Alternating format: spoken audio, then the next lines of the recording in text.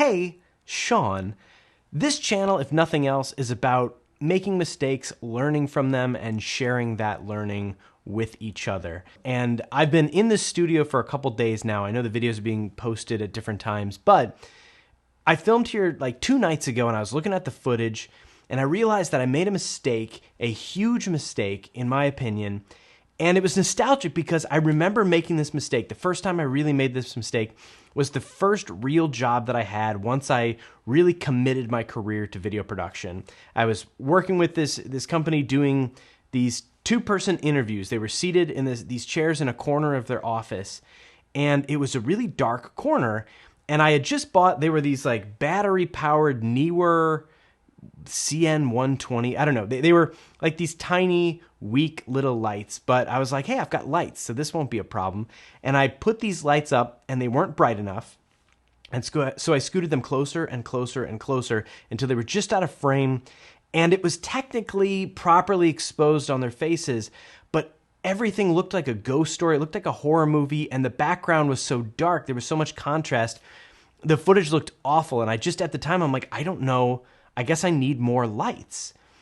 And I don't know if you know the answer here, and you're ahead of me, but I made the same mistake last night, and I'm making the mistake right now for the purposes of this demonstration.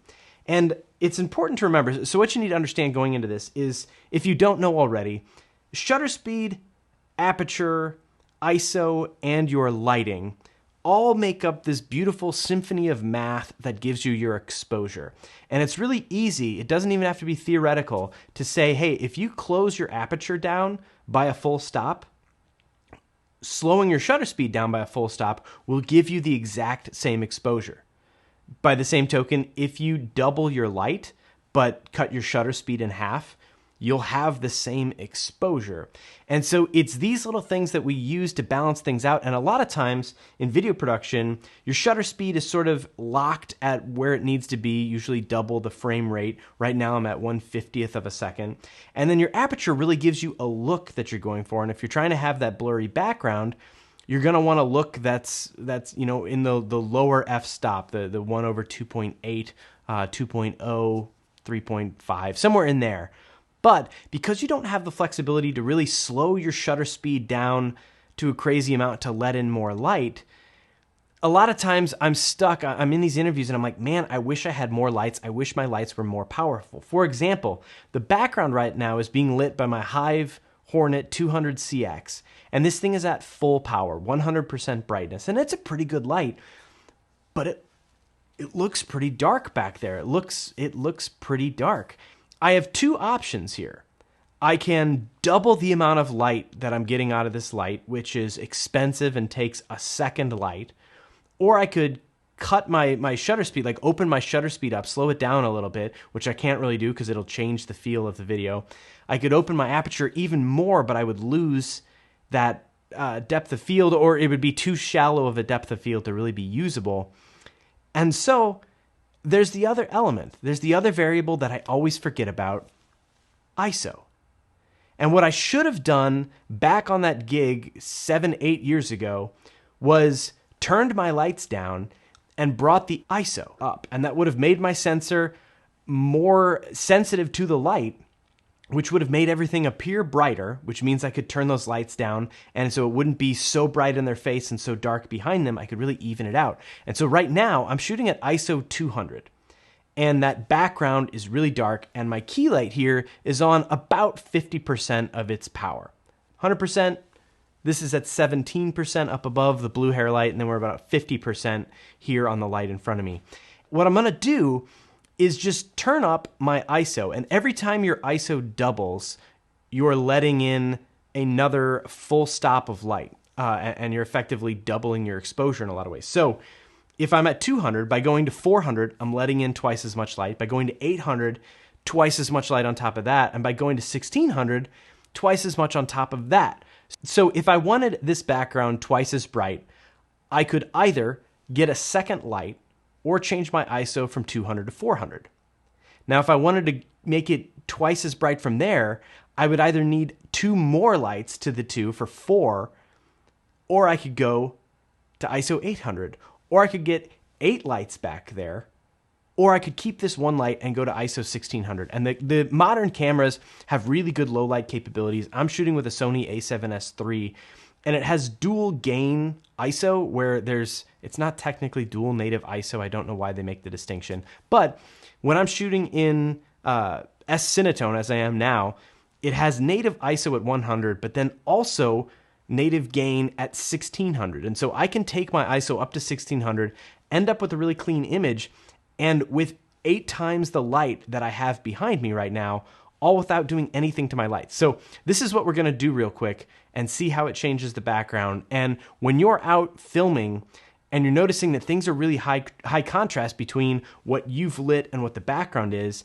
remember you can go back to your ISO and adjust it up or down within a reasonable range. You know where your camera has good functioning ISO and where it starts to get a little too grainy. But keep this in mind as you do this to say, hey, if it's a little dark in here, maybe before I pour all my lights on, I'm gonna turn up the ISO a little bit just to sort of make the room a little bit more pleasant to the camera. So here we go, watch the background. This is ISO 200. This is 320, 400. So this is twice as bright. 500, 640. This is 800. And now we're going to go up 1250, 1600. So that back wall is now 8 times brighter than it was before because I have doubled from 200 8 times. And what this does is it makes it sort of a better brightness back there, but I'm completely blown out. And so all we have to do now that we're at 1600 is turn the key down to compensate. So here we go. I'm going to put my hand here to help me find it. It's a little hot. A little hot. That's looking pretty natural right there. Let me check my exposure. A little hot still. Okay.